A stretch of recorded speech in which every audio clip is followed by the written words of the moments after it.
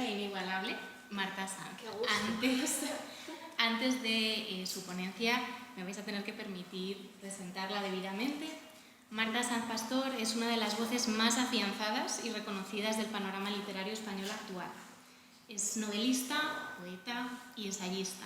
Sanz ha recibido importantes premios como el Premio Herralde de Novela en 2015 por Farándula, el Ojo Crítico de Narrativa en 2001 y el 11º Premio Vargas Llosa de Relatos. También ha sido finalista del Premio Nadal en 2006 por su novela Sus gemelos viejos y en 2013 ganó el Premio Cálamo en la categoría Otra mirada. Marta Sanz también es doctora en Literatura Contemporánea por la Universidad Complutense de Madrid y crítica literaria en diversos medios como pueden ser el suplemento Babelia de El País, la revista Mercurio o la página La tormenta en un vaso.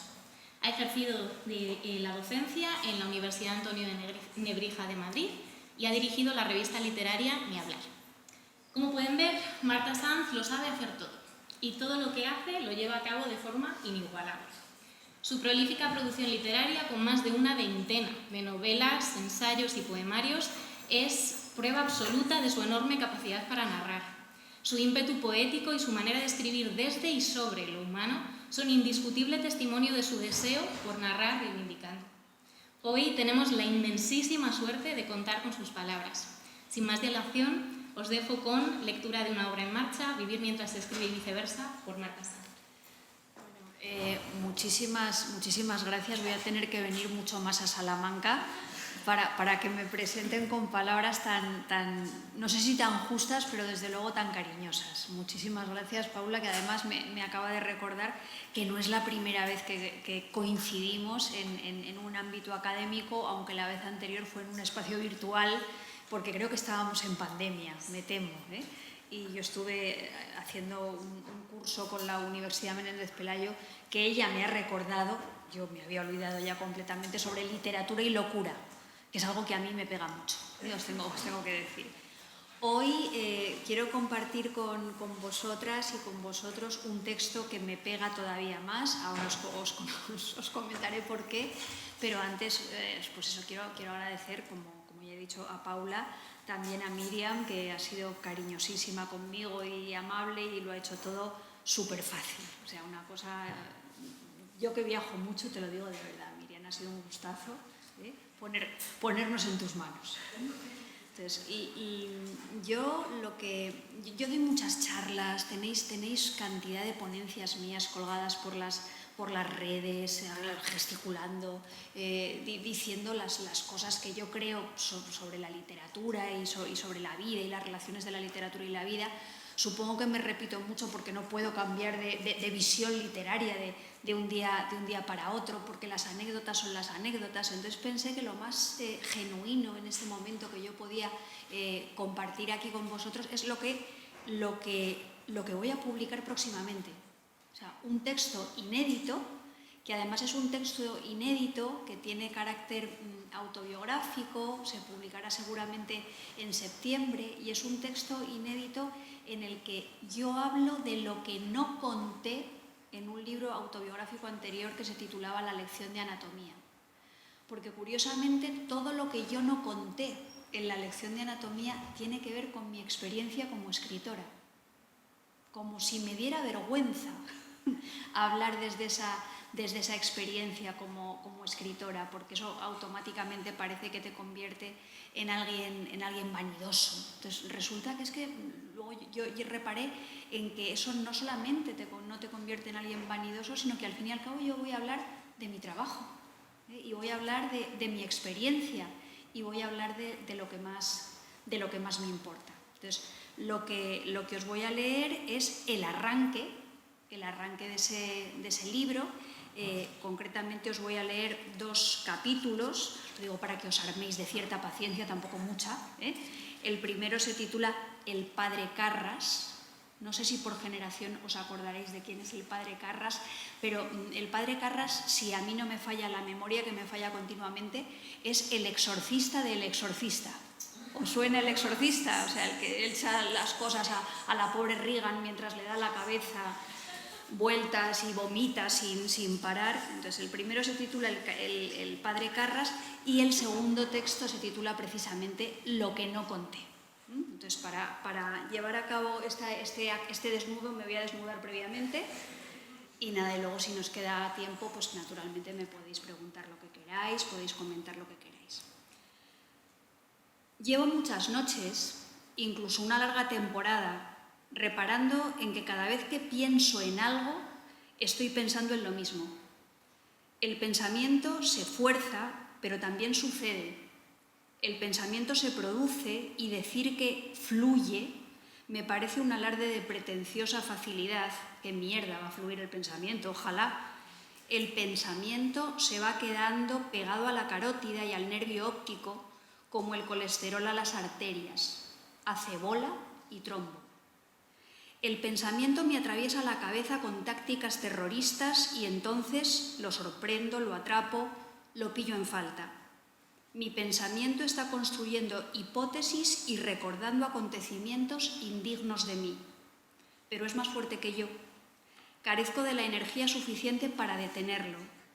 No logro ser la policía de este pensamiento mío que no fluye, pero me graniza por dentro.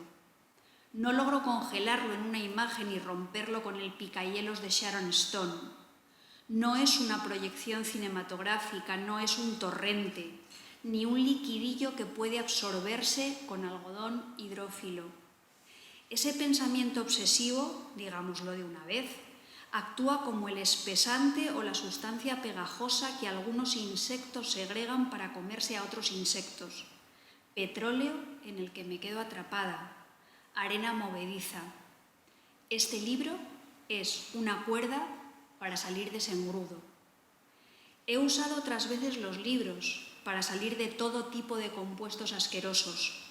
Amor, enfermedad, miedo, desdichas infraestructurales o neuróticas.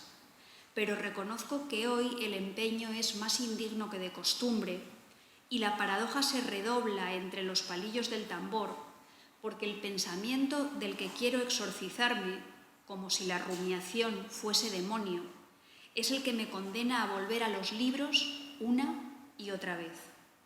No digo a enajenarme con lo que cuentan los libros. No soy una Alonso Quijano, ni una Bovary, ni una Ana Ozores.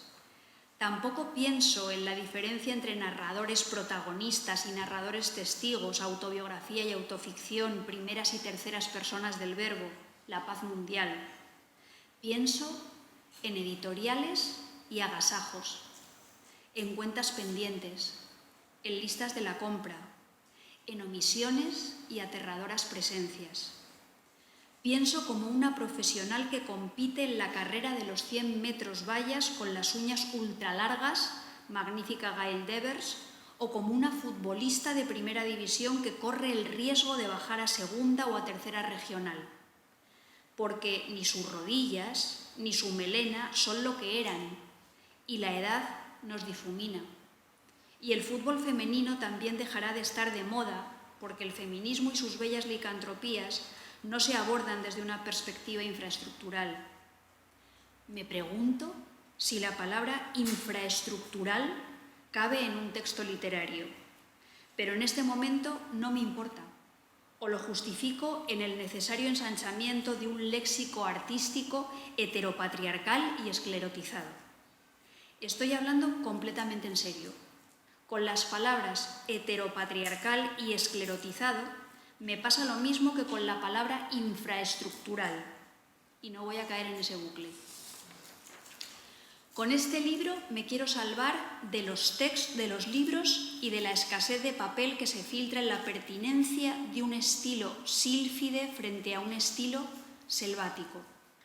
Humberto Eco acuñó la expresión memoria vegetal. Hermosa expresión y hermoso proceso el de acuñar expresiones. Es nuestro oficio. Con un libro me quiero salvar de la mezquindad de las cuentas de resultados, aunque intuya que esa mezquindad coincide en mi probeta medidora con la humanidad exacta de la palabra literaria. Soy una escritora que pide un ascenso y ya es demasiado vieja para ascender. Soy una escritora que no cree, para nada, en la autonomía del campo cultural. Soy una escritora en medio de la selva que se abre camino entre la vegetación con un machetito mellado. Quiero curarme de los gajes de mi oficio que se me cuelan en la poesía, de los agravios y de esas manitas que me arañan las páginas cada vez que me pongo a escribir. Mientras escribo, oigo voces. Aunque esté componiendo un poema sobre la caducidad de la carne o el fin del amor, las oigo, las escucho, o las escucho y las oigo. No sé si situar primero la actitud o el sentido. Ellas están ahí, se producen, suceden entre una sinestesia y la formulación de un periodo sintáctico alambicado y pretendidamente violento. Cuando escribo, resuenan en mi cabeza voces aflautadas o pastosamente graves, pitufos y viejóvenes, voces de hombrecillos y a veces de hombrecillas, cuya edad oscila entre los 30 y los 50 años, estas voces de 50 ya son unas fracasadas, que colaboran en periódicos digitales de ultraderecha. Se ven a sí mismas como depositarias de un sentido crítico ya extinto. Escribo color rosa y oigo tía Cursi. Escribo mi padre me decía y oigo menuda feminista de Chichinabo, su papi, su papi.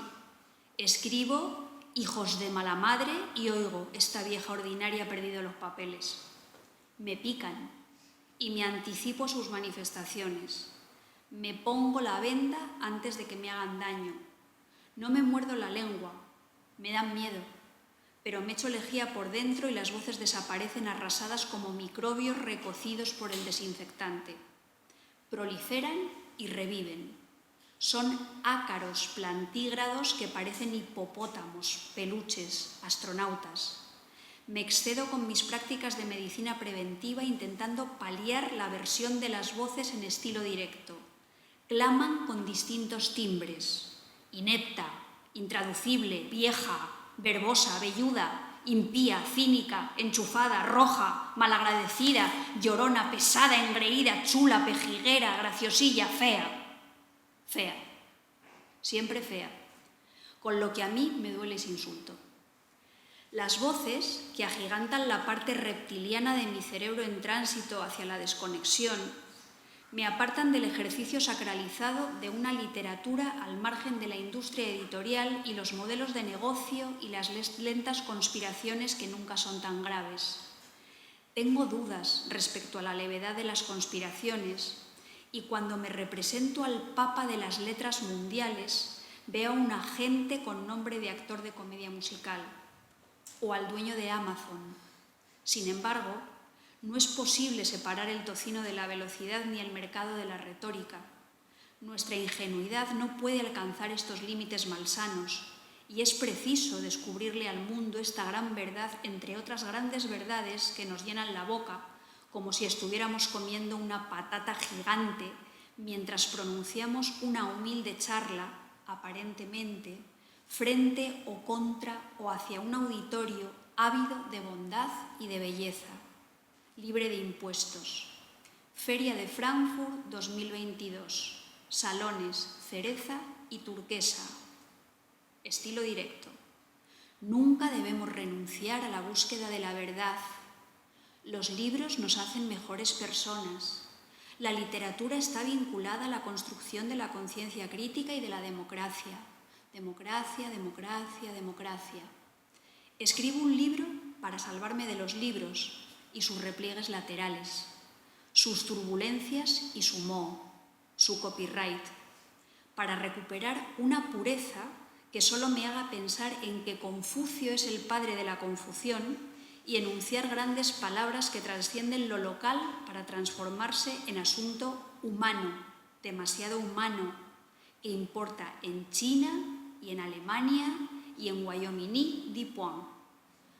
Una literatura sin la mugre de la envidia o la negociación del anticipo, sin portadas ni listas de notables en los suplementos literarios. Soy un arcángel que vuela beatíficamente sobre rizados, soñadores cabellos, sobre los que esparzo mi polvo de estrellas y mi pan de oro. Escribo, y sin embargo, Soy una mujer con sequedad ocular a la que le molesta escribir los ojos secos por su exceso de poesía. Conozco a Irving Welsh, aunque él no me salude en las fiestas y yo le ponga una cruz en mi cuadernito de agravios. Podría haber bailado con Emmanuel Carrère, pero no quise. Le dije I love you a Kathleen Moran y Je t'aime a Annie Ernaux bajando las escalinatas blancas del Hotel Formentor. He estado en palacios y en sótanos donde oscuros clubes de lectura se congregan para leer en comunidad. No me cae bien este personaje. No sé en cuál de los dos lugares se sitúan cielo e infierno. Puede que los dos sean un purgatorio. Las mujeres de los oscuros clubes de lectura comentan lo que les parece y pueden llegar a poner el dedo en la llaga. Cuando me regalan flores, me siento feliz. Llamo al padre Carras para que me libere del temor y la envidia, la insatisfacción, el Salieri perpetuo, la medalla de plata. Llamo al padre y le pido que me devuelva a los brazos del Señor. Él me responde: no se puede separar la carne del espíritu ni sacar limpiamente la raspa de la cola de las sirenas. Pausa. Continuación del padre Carras. Gritan mucho. La pobre Reagan no tenía salvación, porque su exorcista siempre fue un escéptico y un libertino que se deleitaba a secas en la mortificación de la carne sin conservar ninguna esperanza en la limpieza espiritual. Desconfía de los humildes y de las modestas, de las humildes y de los modestos, de todos los modosos y modosas. Imagino un desierto con pequeñas culebras que reptan bajo las dunas. El padre Carras me da un golpazo en el cráneo con el más pesado de sus crucifijos y con la vista nublada por mi propia sangre me obliga a recordar mis palabras. El padre Carras me ha arrancado la blusa y sujeta mi pecho izquierdo en el cuenco de su mano parafina, mientras yo tomo conciencia de que mi sangre y mis palabras son indistinguibles de la cortesía o el desapego de mis casas editoriales. El padre Carras me cita: bendito sea. No se puede hablar del amor en abstracto. Tú escribiste sobre amor conyugal, cacerolas y factoras de la luz. El padre Carras me atiza otro golpe, pero no me importa. Su cita empapa mi cuerpo de una hormona placentera y suave. Puede que sea oxitocina u otra sustancia tranquilizante y meliflua. Gimo, y los dedos de mis pies apuntan a las nubes. Aclaro que el gesto es la metonimia del orgasmo. Cada vez hay más cosas que aclarar. Si el padre Carras no me hubiera citado, lo habría encarado con mi aliento sulfúrico. El exorcista habría conocido la cólera de una mujer poseída de verdad por el demonio. Segunda parte.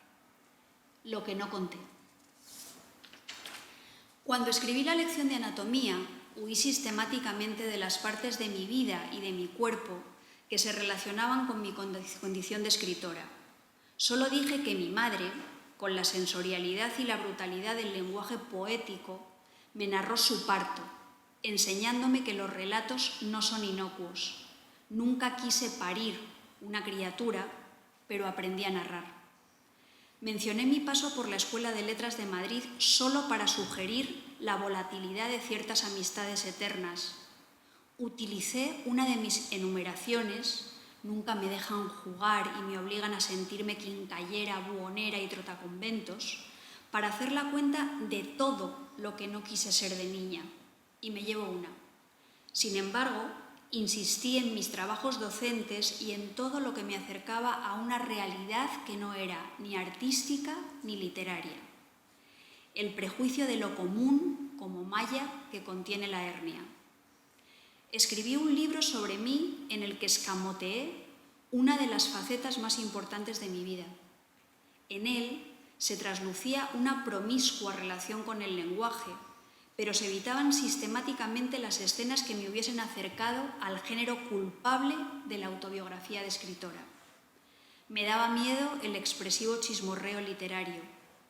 Carecía de relevancia para contar el vínculo entre economía y retórica. Hay que fingir que solo amas el arte para que te dejen entrar en el ambiguo corazón de los lectores. Pero lo amas todo, con fuerza, y quieres sobrevivir. También amas las palabras, y eso está muy mal visto. Cuando acabo Lenguas Muertas, mi segunda novela, con preciosa portada de un diseño rojo de Sibila, Javier Macua, escritor, muy suyo, muy señorial, muy listo, muy sensible, el hombre que me ha enseñado en tardes largas de aperitivo muchas cosas de este mundo, me dice: a ti es que te gustan mucho las palabras. Me gustan tanto que ahora sé que a veces aprender una sola, libertad, sistémico, patria, gobernanza, sirve para justificar toda una vida con sus razonamientos. Se aprende una sola palabra y se concentra en ella la interpretación total del mundo. A mí me ha sucedido por temporadas. Es un acto de mezquindad extrema hacia una misma. Me callo porque Javier me impone mucho. Detrás de sus cejas y su bigote, de su tono de voz y su cuerpo nerviosísimo de antiguo jugador de tenis, pero pienso que, claro que me gustan las palabras, y por eso soy escritora y no colibrí. Él me diagnostica con una de esas malas intenciones que en el fondo son buenas. Me lo dice en el sentido de que a las palabras solo se las puede amar hasta cierto punto para no emborronar la realidad. Pero de hecho, es que yo las amo. Y entonces fijo que soy cínica y malévola porque tampoco resulta muy inteligente ni muy fotogénico este amor naif. Y posiblemente río con una carcajadita de frivolidad. Salgo de mí. No sé cómo colocarme, cómo estar para ser. Salgo de mí y hablo en segunda persona del singular, que es otra cosa muy mal vista en las narraciones. Ante la valoración de Javier me digo: tomas la decisión de no traicionarte con tus actos de escritura, aunque quizá puedas traicionarte un poco con tus carreritas por el campo literario. Me hablo en segunda persona para aliviar la herida, como esas enfermeras que distorsionan las personas del verbo y se dirigen a los pacientes preguntando: ¿cómo estamos hoy?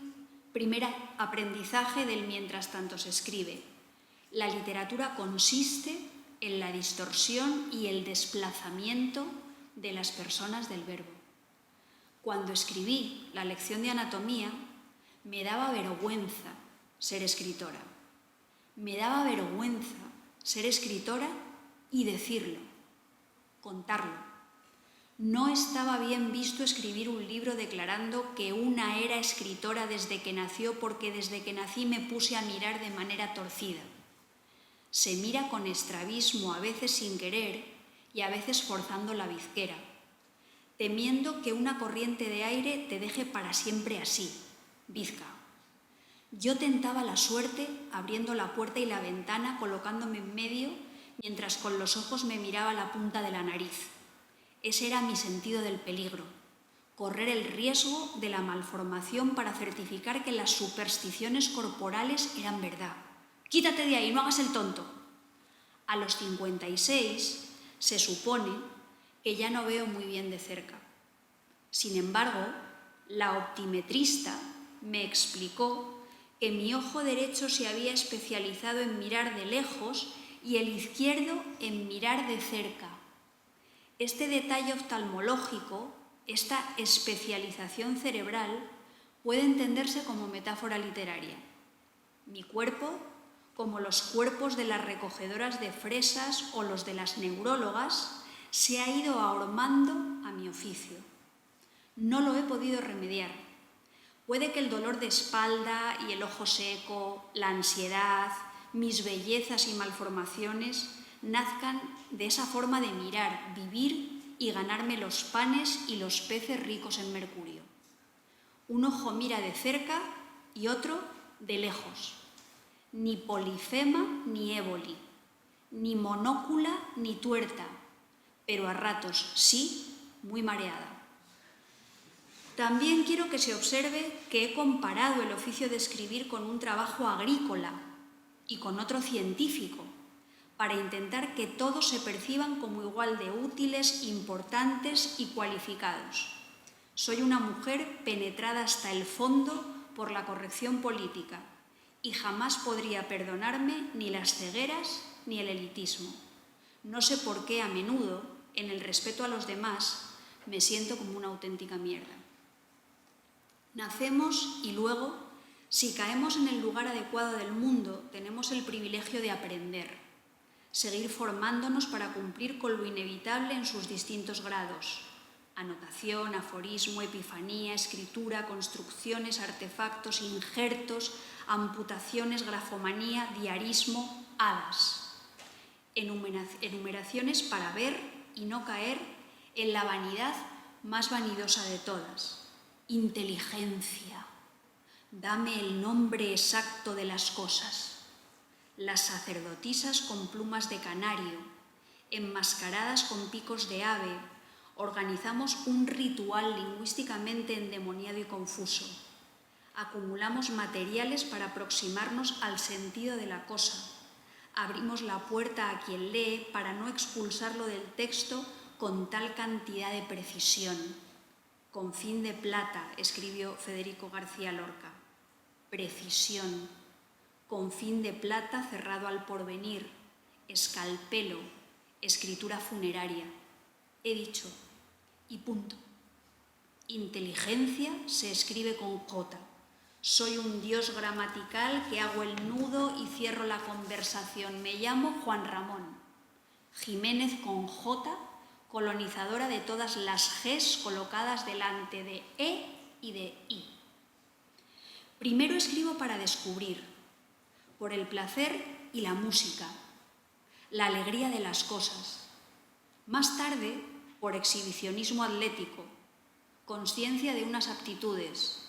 Después, por obcecación y rabia, para reparar los dolores y reconstruir los rotos, o quizá para romper lo que está mal cosido y se presenta como perfecto o inevitable, una imagen y funcionamiento del mundo.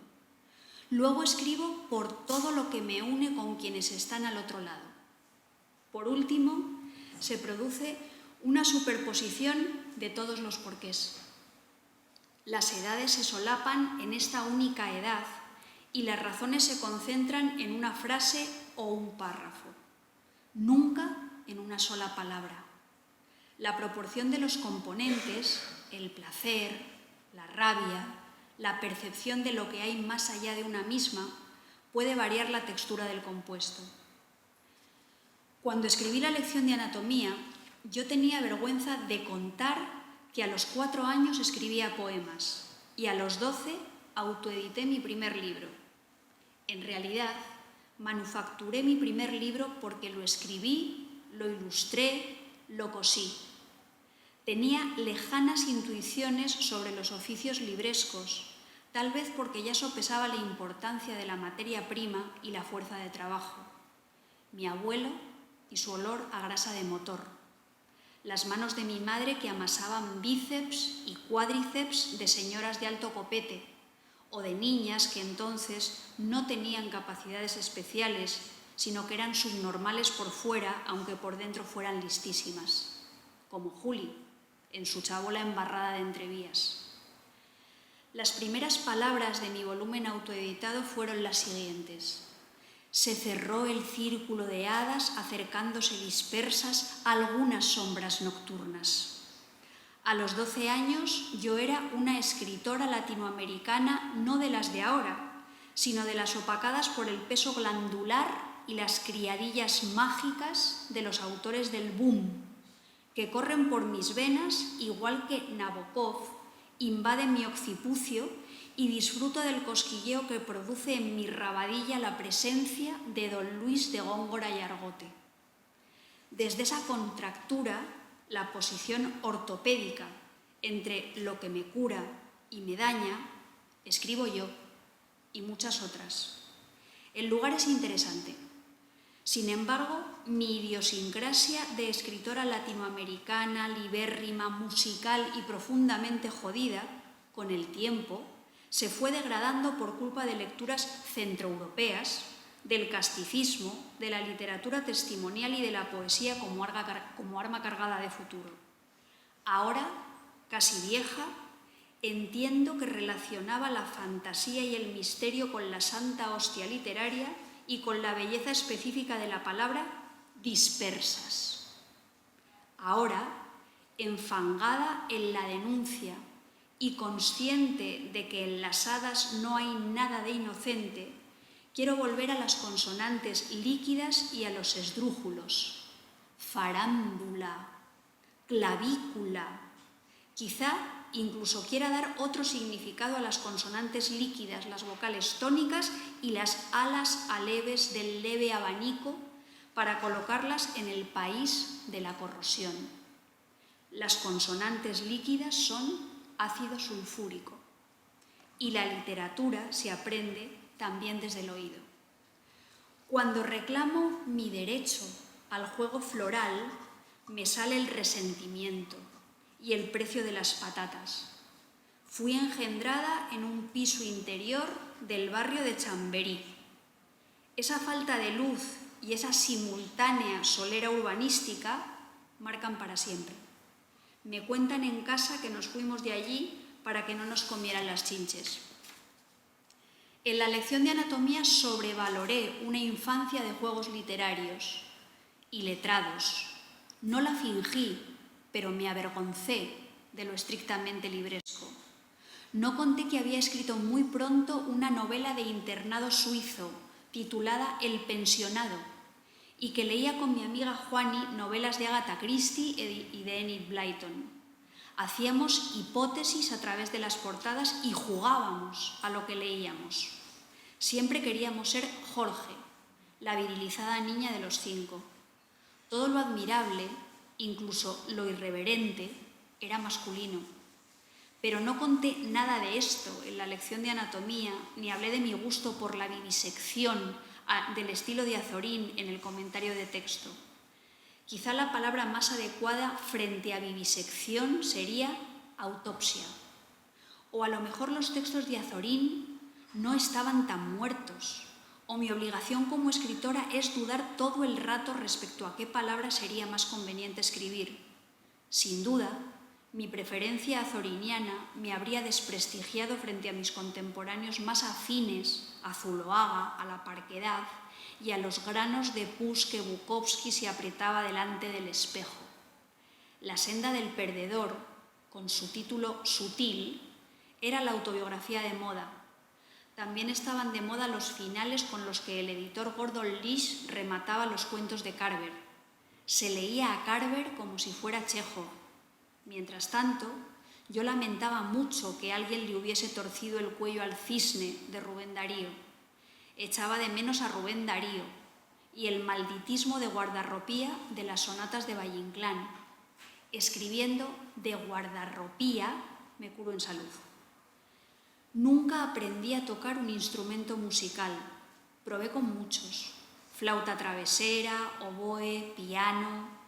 Nunca aprendí inglés, aunque con un esfuerzo económico importantísimo, mi padre y mi madre me pagaran un verano en Somerset y cursos intensivos en el British de Madrid. Nunca me saqué el carné de conducir, pese a que en casa también me hubiesen pagado todas las clases teóricas. No sé coser un botón, ni tengo habilidad para las manualidades. Las nuevas tecnologías me ponen nerviosa. No he hecho nada útil por mí. He puesto todos mis huevos en la misma cesta, las palabras, mi ocio y mi negocio, el lugar donde deposito mi optimismo y mi posibilidad de ser socialmente útil. Para casi todo lo demás necesito ayuda. Aunque tampoco canto mal, controlo mi cuerpo, soy ágil, pero no elástica, y he desarrollado increíbles estrategias de supervivencia en un mundo hostil. Mi clase social me obliga al ahorro y a no cometer excesos, pero la clase de los que siempre han detentado el poder de la cultura me indujo a ambientar mi primera novelilla en un internado suizo en lugar de en un colegio público de Benidorm. Las maestras usaban rebequita y escribían en la pizarra con una letra preciosa. Vivo, sí, en esa intersección. Gracias.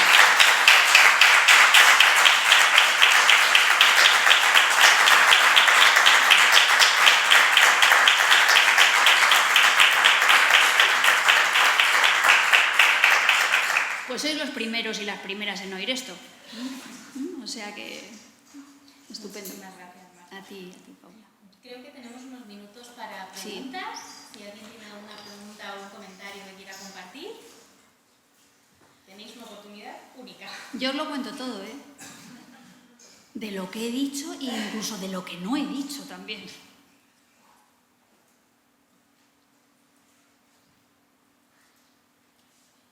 Yo tengo muchas ideas y muchos comentarios y creo que muchas preguntas que Muy podría bien. hacerte. Voy a intentar no exceder. Entonces... Sobre todo que no se exceda porque esta tarde volvemos a estar juntas otra vez. De verdad, muchas gracias por todo lo que has compartido. En el momento en el que creo que en ambos capítulos estabas mencionando la vergüenza, que creo que es algo que especialmente quizá todas las mujeres llevamos, en distintos contextos por supuesto, pero llevamos encima de una manera significativa, me ha recordado mucho a, si no me equivoco, tu primer libro, El frío. Una frase que aparecía en ese libro que a mí me marcó mucho cuando lo leí de adolescente, que es algo así como, no sé si la voy a recordar exacta, pero mi pudor no es tu espectáculo. ¿Puede ser? Puede ser, pero te confieso que yo nunca me acuerdo de lo que escribo. Soy incapaz de la gente que logra recordar un poema suyo y recitarlo y tal. Yo para esto soy absolutamente torpe, como para conducir y para coser un botón, lo mismo. O sea que si tú lo dices, yo confío en ti. Me preguntaba en ese sentido, ¿cómo percibes esta idea de la lectura que se puede hacer como espectáculo, quizá de un texto autobiográfico y escrito de una manera tan honesta? ¿Cómo te enfrentas a esto? Vamos a ver, yo creo que como cuando yo escribí, por ejemplo, El frío, cuando yo escribí otro texto como, por ejemplo, Clavícula, yo los dos libros los escribí para salvarme de algo que me dolía. Y los escribí desde una mirada muy personal, que quería ser muy honesta y que vista desde fuera podía considerarse impúdica. Y entonces, claro, yo me muevo en ese filo entre la necesidad de compartir y la vergüenza por compartir esas cosas, ¿no? Pero en realidad lo que sucede es que de lo que una se da cuenta cuando está escribiendo es que al final cuando estás hablando de ti misma, no estás hablando solo de ti misma. Cuando estás utilizando un poco la mirada literaria para recrear las cosas que te duelen o que están sucediendo, tú lo que estás haciendo es utilizar tu propio cuerpo, tu propia escritura, tu propia experiencia para que sea una metáfora de los males, los malestares de muchas otras personas. Entonces, ahí es donde se pierde un poco el pudor, porque tú te das cuenta de que hablas de ti, pero no solo de ti. Tú no estás hablando solamente de tu ombligo, tú estás hablando de cosas que necesitan ser dichas, de cosas que necesitan ser visibilizadas. Y para eso, desde mi punto de vista, es tan legítimo utilizar como estrategia lingüística las máscaras, las ficciones, las historias aparentemente ajenas, como la exhibición supuestamente impúdica de tu propio cuerpo. Entonces, desde el punto de vista de la escritura de las mujeres, desde el punto de vista de la mirada feminista, la elección retórica de la autobiografía para mí es un gesto político.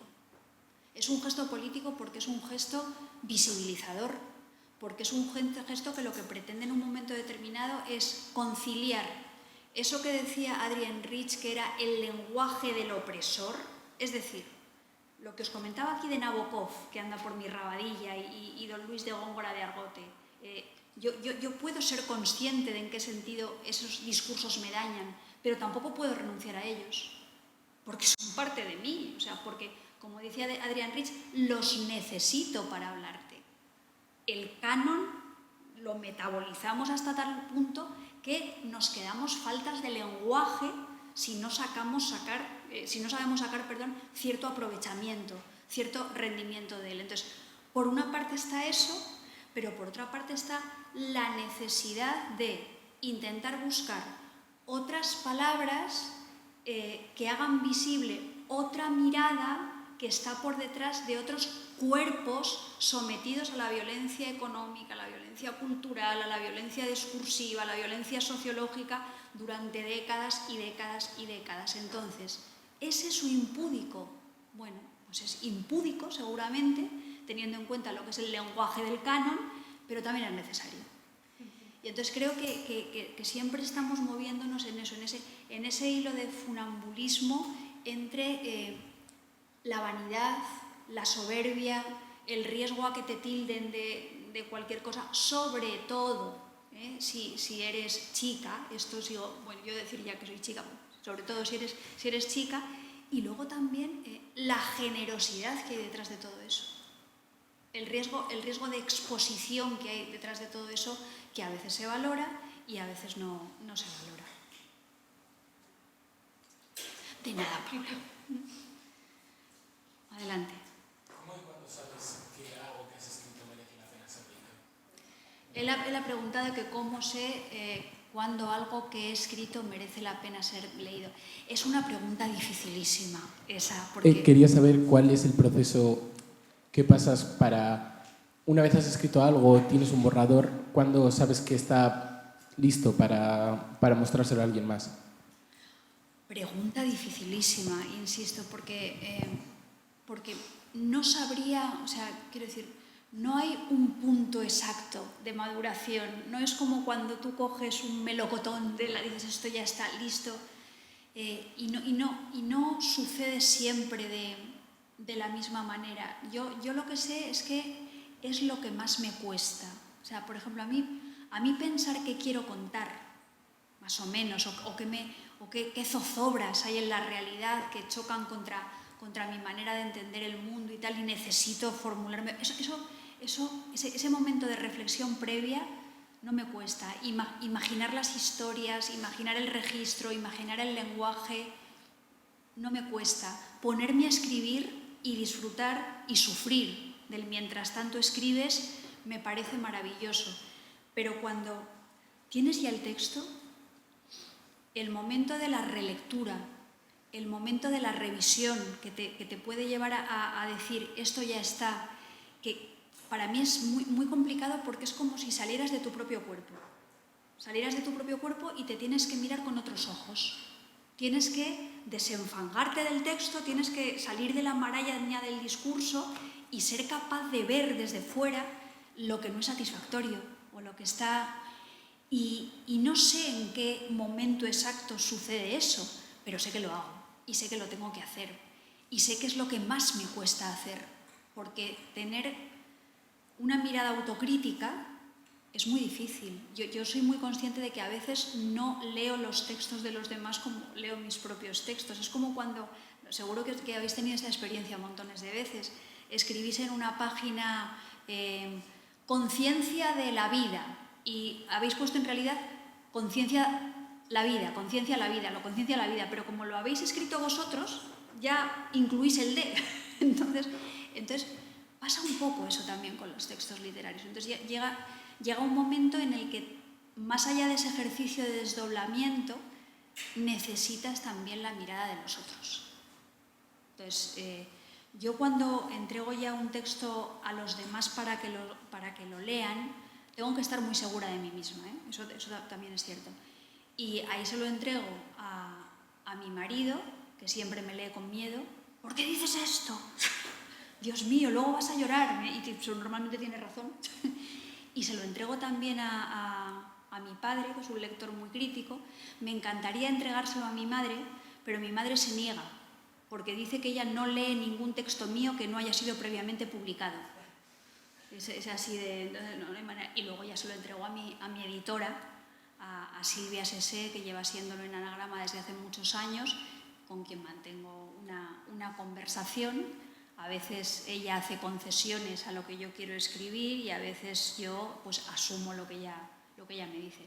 Pero es lo más difícil, el después. Por eso te he dicho que ha sido una pregunta súper complicada. Eres malvado.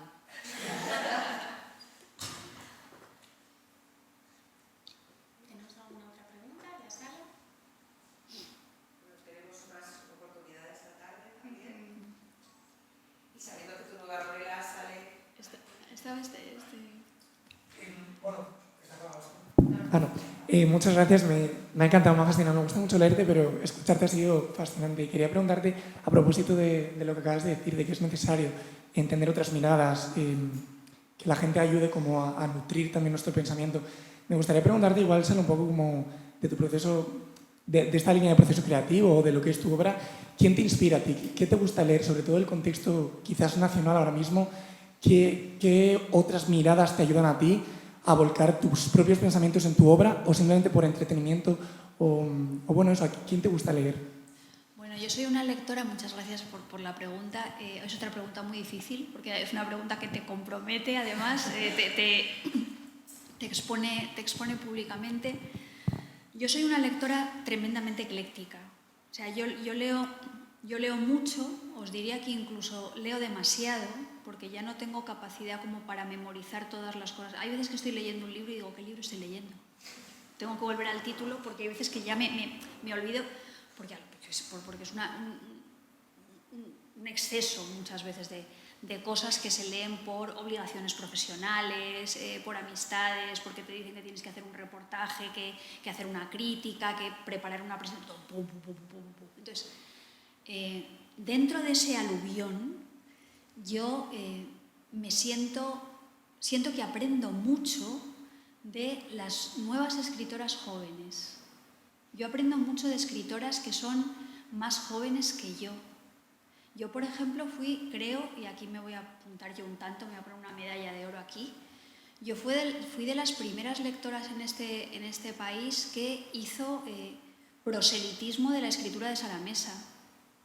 Sara Mesa ya es amiga mía, ¿no? Y tenemos una relación estupenda, pero yo aprendí mucho de cómo Sara enfocaba hacia la realidad. Yo aprendí mucho de la valentía lingüística y sintáctica de una escritora ecuatoriana afincada en España en este momento como Mónica Ojeda. A mí me interesa mucho la escritura de Mónica Ojeda. Escritoras, yo que sé, como María Sánchez, que ponen el foco en un mundo femenino y rural en el que no habíamos nunca reparado. Cristina Morales, que Cristina Morales es otro de mis ojitos derechos, ¿no? Yo recuerdo cuando ella empezó a publicar en Debate un libro que se llamaba Los combatientes, y Constantino Bertolo, que fue editor mío, me dio el libro de Cristina y me dijo, léete esto. Yo tuve el privilegio de leer Lectura Fácil antes de que ganara el premio Herralde y todas estas cosas. Entonces yo me siento muy permeable a esas voces, porque me enseñan muchas cosas. Y de la misma manera también aprendo mucho de esas mujeres que en un momento determinado fueron silenciadas, invisibilizadas. Para mí un referente que cito ahora, vaya donde vaya siempre, es Luisa Carnés. O sea, para mí el descubrimiento de Luisa Carnés, la autora de Tea Rooms, fue deslumbrante. Ver cómo aquella mujer había conseguido que su compromiso con la vida, su compromiso político, su valentía en un periodo de guerra, su valentía para ser mujer y ser una mujer resistente y combativa, hiciera que eso cristalizara en una manera nueva de contar, que es la de Tea Rooms, donde hay una mezcla de novela-reportaje, con una visión como de poesía de vanguardia. Entonces, yo aprendo mucho de eso. Y luego, claro, siempre vuelvo yo siempre hablo de Marguerite Duras. Yo sin haber leído a Marguerite Duras no sería la escritora que soy, ni de broma, aunque yo ya no escriba ciñéndome a esa cosa como de filo, de bisturí de Marguerite Duras. Pues tengo esos... sin Nabokov. Para mí Nabokov es un escritor muy importante Y el Marqués de Sade es otro escritor muy importante. ¿Qué sé? Y los ilustrados españoles. No sé. Sin haber leído a Jovellanos, yo no estaría hoy aquí. No lo digo en broma. La poesía de la generación del 27, la sin sombrero. O sea, es que no te sabría decir. La novela decimonónica en toda la extensión de la rusa, la francesa, la española, Galdós, Miau. ¿Habéis leído Miau? Iros a leer Miau. De rodillas en el altar de la catedral. Es un novelón. Me cuesta mucho. Me hacéis preguntas muy difíciles. Parecen así generales, pero no... Gracias. Muchas gracias por la lectura tan interesante. Yo el primer libro que leí tuyo fue Monstruas y centauras, y ya el título me atrajo y luego más el contenido. Y mi pregunta era, bueno, mi comentario era sobre un artículo que acabo de leer ayer del Público, creo que era, que se titula, que también el título decía mucho, y es "Ya no leo autores". Y bueno, en la lectura se habla sobre todo de la obra de O'Farrell, sobre Hamlet. Justamente, mi cuestión era sobre cómo ves esta aportación también de Sara Mesa, de todas las jóvenes, esta literatura autobiográfica o no tanto, o novelada, pero que refleja y visibiliza lo que sienten las mujeres frente a la literatura, y lo escribe y lo relata, frente a la visión tradicional de los hombres. Y yo, por ejemplo, es que yo ahora cuando leí este título del artículo me identifiqué, digo, yo es que eso ya se lo he dicho ahora que estoy jubilada y puedo leer más literatura, hay mucha gente que yo ahora me dedico a leer, y sobre todo mujeres, porque en mi biblioteca de miles de libros tengo separados los de las mujeres y ocupan muy poco con respecto a los de hombres. Entonces yo he crecido siempre, supongo que las generaciones jóvenes ya tienen más noticia de todas las mujeres que han aportado en todas las cuestiones, pero en mi generación yo acabé historia sin haberme nombrado historiadoras, geógrafas, artistas, etc. Entonces ahora toda esta generación joven me interesa también porque lo hacen de forma natural, o sea, no natural, es la libertad o la igualdad con la que se ha luchado por todas las generaciones anteriores, como ellas lo ven como natural, como innato. Y entonces la extrañeza al decir, pero los hombres no lo ven así. Entonces esto por ejemplo, el libro de Sara Mesa, de Un amor, que es un polémico, yo lo leí y me pareció, yo vivo en el mundo rural, bueno, y me pareció muy duro de la realidad que relataba. Y luego la película de Coixet, más suave, pero que he oído comentarios diciendo, wow, es que eso no pasa. Sí pasa, porque las mujeres que vivimos en el mundo rural, sobre todo si eres mujer soltera, que no tienes un hombre que te defienda de cualquier cosa, notas esa presión que ella dramatiza hasta ese punto. Pero todo eso faltaba expresarlo en las novelas o en la autobiografía. Entonces, ¿cómo ves tú esa línea actualmente? Gracias. Bueno, yo creo que tú lo has explicado mejor que yo. O sea, quiero decir, yo comparto completamente el análisis que estás haciendo de esa realidad, de esa normalización. Yo veo ahora a las chicas jóvenes y creo que, por ejemplo, si tú invitas a las mujeres jóvenes y también a los hombres a ver, no sé, algo que yo he visto mucho, el cine del destape español en los 70, se quedan ojipláticos. O sea, aquí ¿qué pasa? Entonces, es verdad que hemos normalizado y hemos conseguido pues un poco hacer una grieta en esa losa del discurso dominante heteropatriarcal y hemos logrado que las mujeres en la literatura no tengan única y exclusivamente un papel subsidiario. Porque es verdad que hubo grandes creadores en distintos momentos de la historia que enfocaron hacia la mujer y la convirtieron en personaje central porque era la manera de expresar la hipocresía, la presión social, no podemos olvidarnos eso de Flaubert y de Tolstoy y del propio Galdós, pero lo habitual es que la mujer tenga sentido en una historia, y esto se ve muchísimo en el cine, como acompañante, pareja de. La mujer tiene sentido en una historia en tanto en cuanto puede ser atractiva y salir desnuda en una cama porque provoca la perdición de los hombres o es la madre de sus hijos. O sea, era esa relevancia de la mujer que solo se ceñía al ámbito de lo familiar, de la alcoba, de la cocina. Entonces, claro, tú esto se lo cuentas ahora a las chicas más jóvenes y les suena a, yo qué sé, a ideograma chino. Es como una cosa absolutamente inconcebible. Pero eso era así hasta hace 3 días. Mi cultura, tu cultura era esa. Yo esto lo cuento, quiero decir, esto no es de la época, y yo viví solamente 8 años de franquismo, ¿eh? Cuando se murió Franco yo tenía 8 años, murió en el año 75. Yo esto lo cuento en Daniel Astor y la caja negra, cómo las niñas, que nuestra pubertad coincidió con el periodo de la transición, nuestro referente de liberación nunca era mamá, siempre era papá.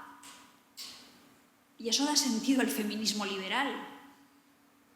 Entonces, siempre era papá, siempre era el despacho de papá. Queríamos ocupar esos espacios públicos y las mamás no eran ejemplares, para nada.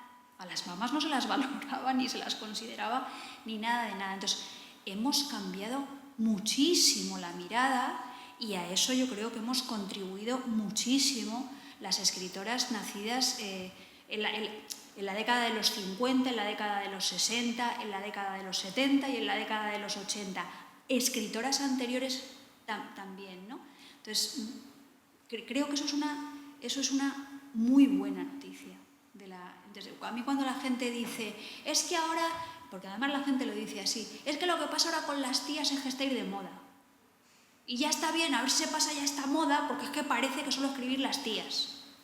Esto se oye, yo lo oigo prácticamente todos los días de mi vida.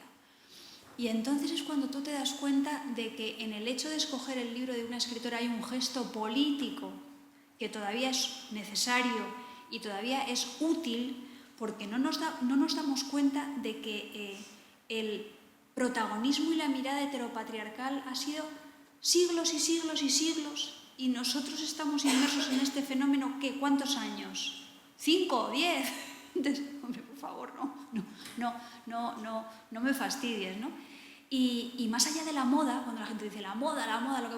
No. El problema es que muchas de estas miradas de escritoras jóvenes y no tan jóvenes lo que están expresando es algo digno de contar, es una crisis, es una contractura, es un cambio de mentalidad.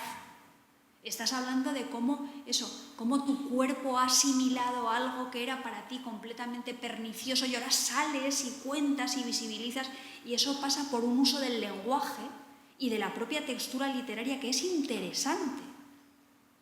Entonces, yo creo que un poco que hay que partir de esa base y lograr que este movimiento pues siga siendo imparable, sin minimizar los valores de escritores que no son mujeres, que también lo hacen muy bien.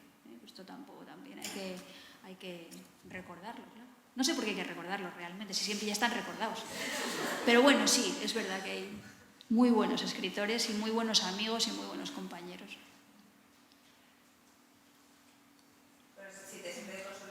El mundo académico también. A nosotros nos dicen que por qué organizamos esto, que ya no hace falta. Sí.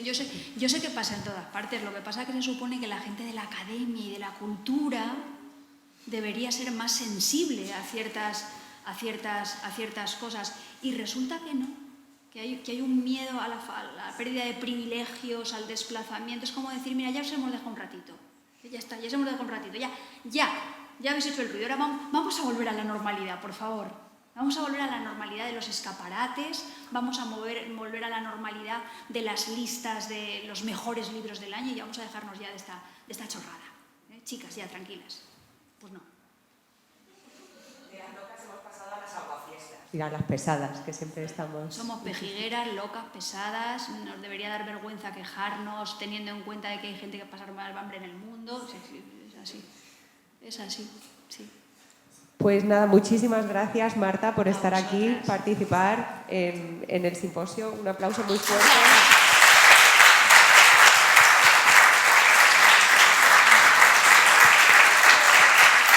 Y las chicas lo besamos.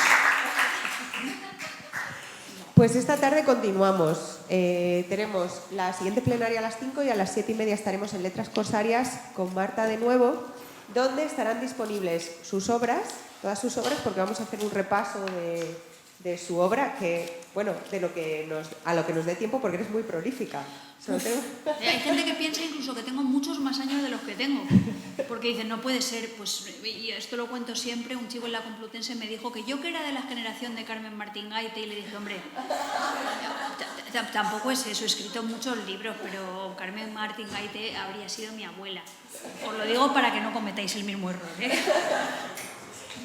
¿eh? Además de los libros de Marta, ha mencionado a Luisa Carnés, hay una edición de Tea Rooms con un epílogo fantástico de Marta. Además, ahora Tea Rooms se ha vuelto a poner de moda porque la UNO ha hecho un culebrón de sobremesa inspirado en Tea Rooms. Y, por favor, haceros un favor, id al libro. Entonces también estará disponible y sería también un buen homenaje a todas esas mujeres que hemos reivindicado a lo largo de estos 2 días. Así que nos vemos después de comer y muchas gracias por todo.